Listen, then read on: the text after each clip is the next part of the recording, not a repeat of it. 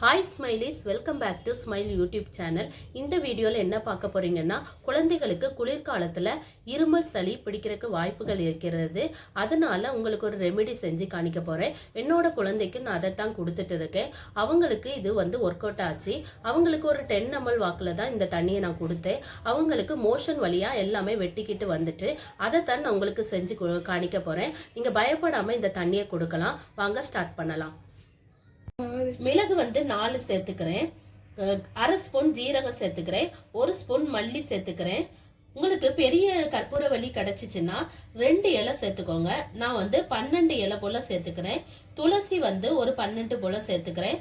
சர்க்கரை ஒரு ஸ்பூன் சர்க்கரை சேர்த்துக்கிறேன். உங்களுக்கு நாட்டு சர்க்கரை கிடைச்சிச்சுன்னா இது பனங்கற்கண்டு கிடைச்சிச்சுன்னா பனங்கற்கண்டு சேர்த்துக்கோங்க.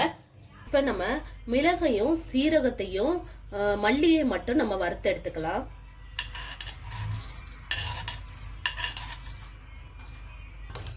இந்த மாதிரி மல்லி வெடிச்சு கலர் மாறி வரும். அதுக்கப்புறம் சீரகமும் மிளகையும் நம்ம சேர்த்துக்கலாம்.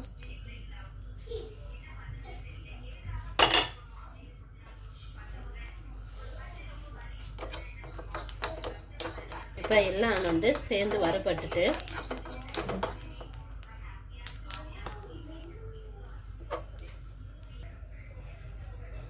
இந்த கப்பால நான் 2 கப்பு தண்ணி நான் சேர்த்துக்கிறேன்.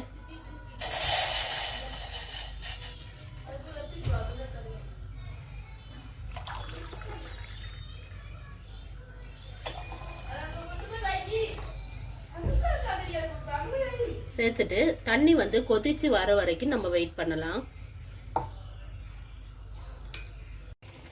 இப்போ நம்மளோட தண்ணி கொதிச்சுட்டு இப்போ வறுத்து வச்ச மல்லியையும் ஜீரகத்தையும் மிளகையும் இப்போ நம்ம போட்டுடலாம். அது கூடயே கற்பூரவள்ளி இலை, துளசி இலை, நாட்டு சர்க்கரை எல்லாத்தையும் ஒன்னடியாக சேர்த்து தண்ணி 1 கப்பு தண்ணி அளவுக்கு வத்தி வர வரைக்கும் நம்ம வெயிட் பண்ணலாம். இது கூட ஒரு சிட்டிகை அளவுக்கு சுக்கு பொடி சேர்த்துக்கிறேன். இதோட வாசனை சூப்பரா இருக்கும். கொதிச்சு வரும்போது அந்த மல்லியோடதும் கற்பூரவள்ளி துளசி இதோட வாசனை அவ்வளோ நல்லா இருக்கும்.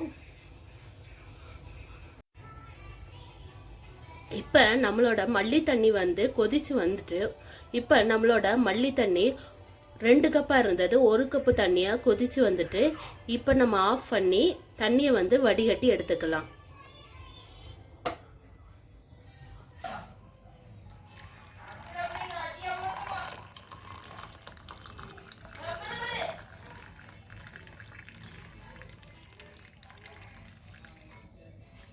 இப்போ மல்லி தண்ணி ரெடி ஆயிட்டு இது இதமான சூடு வந்த பிறகு நம்ம குடிக்கலாம்.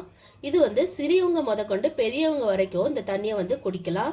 காலையில் 10லேருந்து 12 மணிக்குள்ள இந்த தண்ணியை குடிச்சிருங்க. அதுதான் உடம்புக்கு ரொம்ப நல்லது. இந்த மல்லி தண்ணி ரெமெடி உங்களுக்கு யூஸ்ஃபுல்லாக இருந்துச்சுன்னா லைக் பண்ணுங்க, ஷேர் பண்ணுங்க, கமெண்ட் பண்ணுங்க, சப்ஸ்கிரைப் பண்ணுங்க.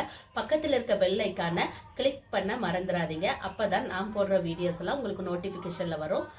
பாய் பாய்.